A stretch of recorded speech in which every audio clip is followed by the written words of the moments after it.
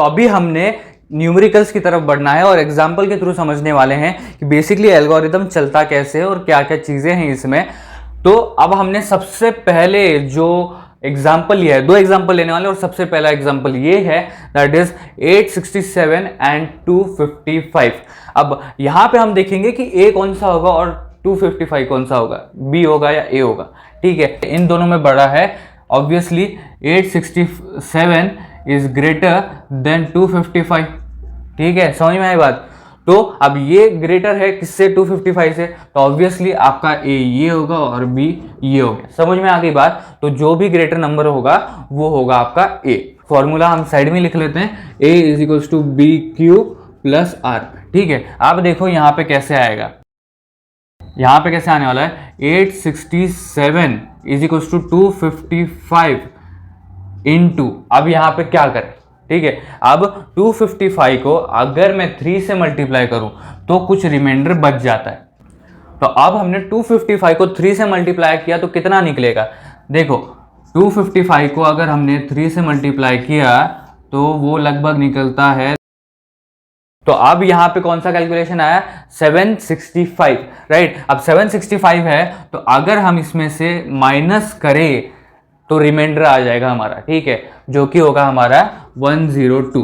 Okay, तो ए हमारा ये हो गया, बी हमारा ये हो गया, क्यू 3 हो गया एंड 102 आर हो गया। ओके, अब हमारा आर इज इक्वल टू 0 नहीं है, आर इज इक्वल टू 102 है। तो अब हमें यहाँ पे क्या करना पड़ेगा कि ये हमारा हो गया स्टेप 1।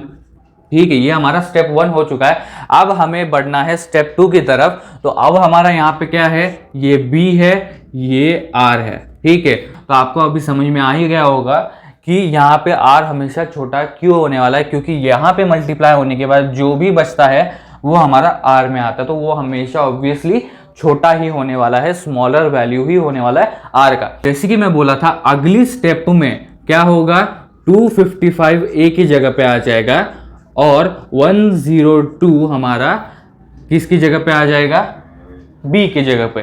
ठीक है, अब सिंपल सी बात है, अगर 102 को हम 3 से करें तो 255 के आगे वैल्यू एक्सीड होता है, तो हम क्या करेंगे, इसको 2 से मल्टीप्लाई कर देंगे। अब 2 से मल्टीप्लाई किया तो ऑब्वियसली 204 हुआ, तो बाकी का वैल्यू हमारे कितना बचता है, 51। ओके, 51 बचा। ठीक है, अगर हम करके भी देखें तो देखो, फटाफट करके देखते हैं। ठीक है, इतना हुआ। ठीक है, तो अब हमारा यहाँ पे ये हो गया B, ये हो गया R, पर अभी भी यहाँ पे R is not equal to 0, R is equal to 51। तो अब क्या होगा, अब ये हो गया हमारा स्टेप 2। ओके, स्टेप 2 हो गया। कौन सा बड़ा है, B बड़ा है एंड R छोटा है, तो अब ये हो जाएगा 102 is equal to 51। Okay, is equal to 51। अब सिंपल सी बात है, देख लो कैलकुलेशन यहाँ पे दिखा देता हूँ। ओके, 51 को अगर 2 से करें तो क्या निकला, 102। तो अब स्टेप 3 में क्या होगा, हम अगर 2 से मल्टीप्लाई करें तो रिमाइंडर बचता है 0। अब यहाँ पे R इज इक्वल्स टू 0 हो गया। ठीक है, R इज इक्वल्स टू 0 हो गया है, मतलब कि स्टेप 3 हो गया हमारा, और स्टेप 3 में R इज इक्वल्स टू 0 है and B is equals to 51 है। तो at this stage R is equals to 0 आया, तो हमारा जो 867 और 255 है, इसका HCF क्या होगा, 51 होगा। ठीक है, ये हमारा क्या है, ये हमारा आंसर है। B is going to be greater than R। तो उस हिसाब से अगर देखा जाए तो फिर R हमारा हमेशा यहाँ पे आएगा, greatest number always on the left side and smallest number on the right side. और इस स्टेज पे अगर आपका R इज इक्वल टू 0 आता है तो जो भी B का वैल्यू होगा वो आपका HCF होगा, जैसे कि मैंने आपको बताया। तो यहाँ पे इस स्टेज पे R इज इक्वल टू 0 आ गया, तो B की जगह पे 51 का वैल्यू था, 51 का वैल्यू है, तो हमारा 867 और 255 का HCF क्या आ जाएगा, 51।